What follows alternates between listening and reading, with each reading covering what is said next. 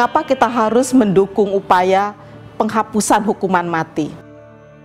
Banyak orang yang salah paham tentang hukuman mati dan menganggap bahwa hukuman mati itu adalah sebuah bentuk dari ajaran Islam.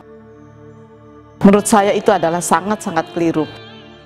Hukuman mati memang masih banyak dijalankan di negara-negara yang beragama Islam, tetapi itu tidak berarti bahwa hukuman mati itu adalah salah satu dari ajaran Islam. Mari kita lihat.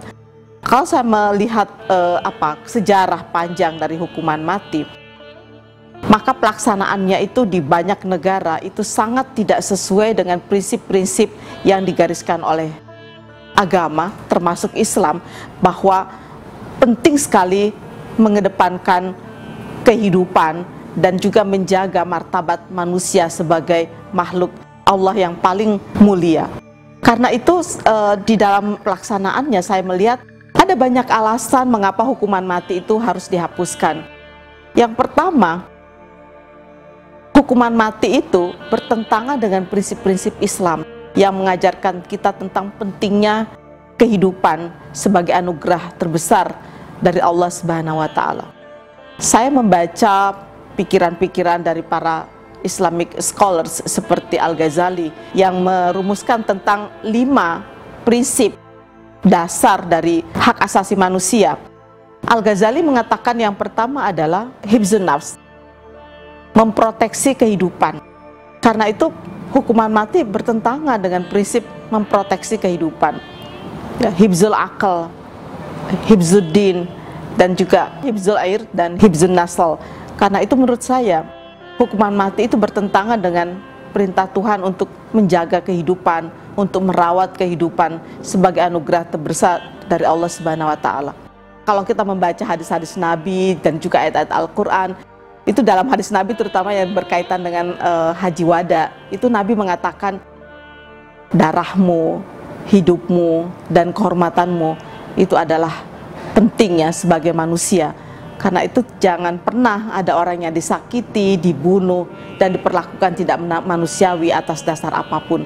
Karena itu saya meyakini bahwa hukuman mati itu bertentangan dengan prinsip-prinsip ajaran agama manapun, termasuk Islam. Yang kedua, prinsip hukuman mati itu bertentangan dengan nilai-nilai hak asasi manusia. Kalau kita membaca seluruh dokumen hak asasi manusia di tingkat internasional maupun regional, dan juga bertentangan dengan undang-undang HAM kita sendiri sebetulnya, Undang-Undang Nomor 39 tentang hak asasi manusia. Karena itu menurut saya pelaksanaan hukuman mati itu tidak sesuai dengan prinsip-prinsip yang digariskan di dalam konvensi hak asasi manusia, apalagi dalam dokumen-dokumen internasional mengenai itu. Hampir di seluruh dunia, upaya-upaya untuk menghapuskan hukuman mati itu sudah berlangsung lama. Sekarang ini sudah ada sekitar 78 negara yang menandatangani penghapusan hukuman mati, karena itu tidak sesuai dengan prinsip-prinsip hukum yang ditegakkan di negara-negara tersebut.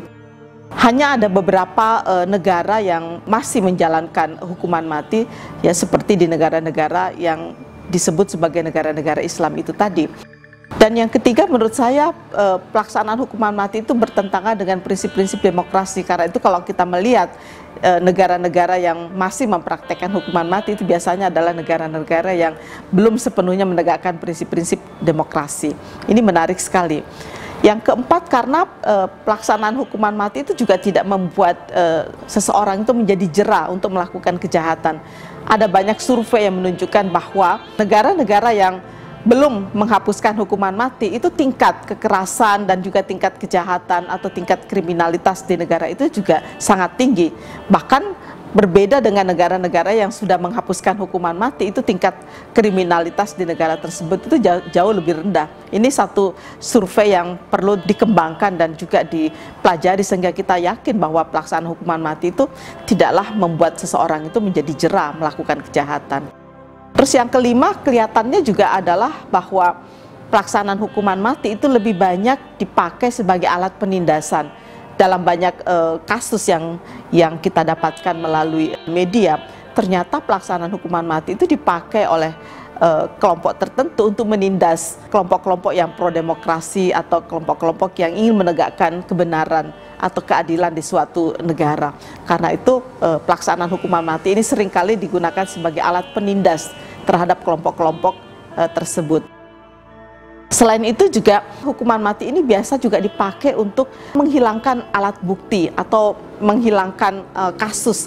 Karena itu kalau hukuman mati ini diimplementasikan, maka itu juga berbahaya sebetulnya, karena beberapa kasus di mana si korban itu atau si pelaku kejahatan itu dikenai hukuman mati, lalu kita tidak bisa lagi menggali apa penyebab kasus itu, siapa otak di balik kasus itu. Ini juga problem yang banyak terjadi dalam kehidupan masyarakat kita.